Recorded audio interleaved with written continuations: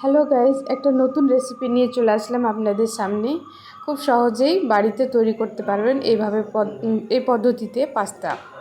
বাচ্চারা বিকেল টাইমে অনেক সময় খেতে চায়, মানে কিছু না কিছু করে খাওয়াতে হবে আর কি।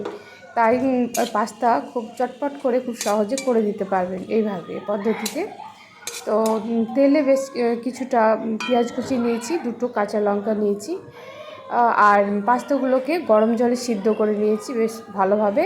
আর তারপর ছেঁকে নিয়েছি, আমি সসপ্যানে করে সিদ্ধ করে নিয়েছি। তারপর এটাকে ব্রাউন করে ভেজে নিতে হবে, কিছুক্ষণ এভাবে নেড়ে ব্রাউন করে নিতে হবে পেঁয়াজ আর কাঁচা লঙ্কাগুলো। তারপর ব্রাউন হয়ে গেল, এবার আমি এতে একটা ডিম ভেঙে দিয়ে দেবো। এঙ্গেজমেন্ট বাড়াতে হলে ভিডিওটা পুরোটা দেখতে হবে, আর ভিডিওটা দেখে একটা গঠনমূলক কমেন্ট করবেন প্লিজ। এই যে ব্রাউন হয়ে গেছে পেঁয়াজটা, এবার এতে একটা ডিম দিয়ে দিলাম। ডিমটা দিয়ে ভালোভাবে নেড়ে চেড়ে ভাজা করে নেবেন একটু হালকা আছে।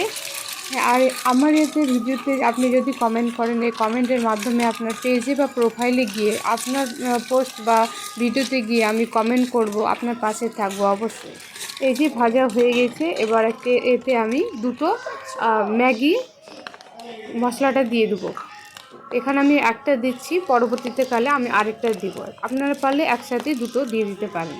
ম্যাগি মশলাটা দেওয়া হয়ে গেলে এতে আমি সেদ্ধ করা, গরম জলে সিদ্ধ করে রেখেছি সেই সেদ্ধ করা পাস্তাগুলো আমি দিয়ে দেবো। বাড়িতে যখন ইচ্ছা এরকম ম্যাগি বা পাস্তা হয়, বাচ্চাদের বায়নাতে করতেই হয়। তো খুব সহজেই করতে পারেন আপনারা বাড়িতে। যদিও খুব একটা খাওয়া ঠিক না, বেশি সবটাই একটা লিমিটের মধ্যে খাওয়া উচিত। তবুও এগুলো পেলেই মানে ওদের মানে দিনটা একদম খুব ভালো যায় আর কি। এবারেতে আমি একটু হলুদ গুঁড়ো দিব, খেতেও একটু স্বাদ লাগবে আর দেখতেও ভালো লাগবে। তারপর দিলাম একটু শুকনো লঙ্কার গুঁড়ো, এতে মিক্সচার আছে সবটাই মশলা, ধনে গুঁড়ো, জিরা গুঁড়ো, এরকম। এগুলো বাড়িতে তৈরি করা মশলা। আপনি পারলে প্যাকেটের মশলা কিনে দিতে পারেন। জিরা গুঁড়ো আলাদা পাওয়া যায়, ধনে গুঁড়ো আলাদা পাওয়া যায়, সবটাই আলাদা পাওয়া যায়। সেগুলো একটু করে অ্যাড করে দিবেন, ভালো লাগবে।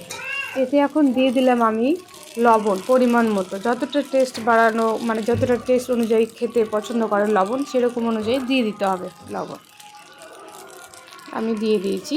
সবগুলোকে একসাথে এভাবে মিশিয়ে নিয়ে কিছুক্ষণ নাড়াচাড়া করতে হবে, ভাজা ভাজা ভাব হলে মানে কাঁচা গন্ধটা দূর হবে আর কি।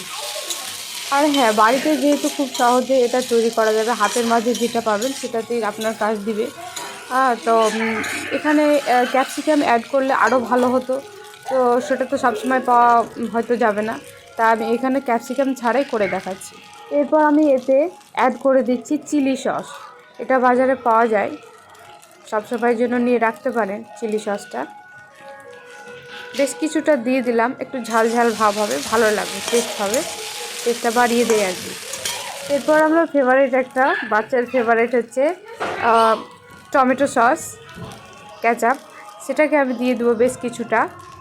কিন্তু এতে একটু টক টক ভাব না হলে ভালো লাগে না, একটু বেশ কিছুটা ভালো দিতে হয় আর কি। এমনিতেই আমার বাচ্চারা টমেটো সস খেতে খুব পছন্দ বোধ করে।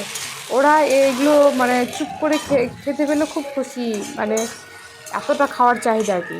আমি বলবো টমেটো সসটা পাস্তা তৈরি করার মেন ভূমিকায় থাকে আর কি। টমেটো সস না হলে পাস্তাটা ভালোই হয় না বলতে গেলে। অবশ্যই বন্ধুরা ভালোবেসে পাশে থাকবেন, পাশে পাবেন। এরপর আমি আরেকটা ম্যাগি প্যাকেট মানে অ্যাড করে দিচ্ছি ম্যাগি মশলাটা। টেস্টটা আমার মনে হয় শেষের দিকে দিলে টেস্টটা বোধহয় আরও বেশি ভালো লাগে, তাই আমি শেষের দিকে একটা দিলাম আর প্রথমে একটা দিয়েছিলাম। তো আপনি পারলে একসাথেই দিতে পারেন, অসুবিধা নেই। এইভাবে আপনি পাস্তা বা ম্যাগি বানাতে পারেন, ভালো লাগে খেতে আর কি। ম্যাগিটাও এইভাবে বানাতে পারেন, বিভিন্নভাবে ম্যাগির পদ্ধতিও বানানো যায়। আমার চ্যানেলে অবশ্যই আছে, ইউটিউব চ্যানেলে, ফেসবুকে আছে, সেটা আপনি দেখবেন, দেখতেই পাচ্ছেন কতটা ইয়ামি হয়েছে। Thank you very much.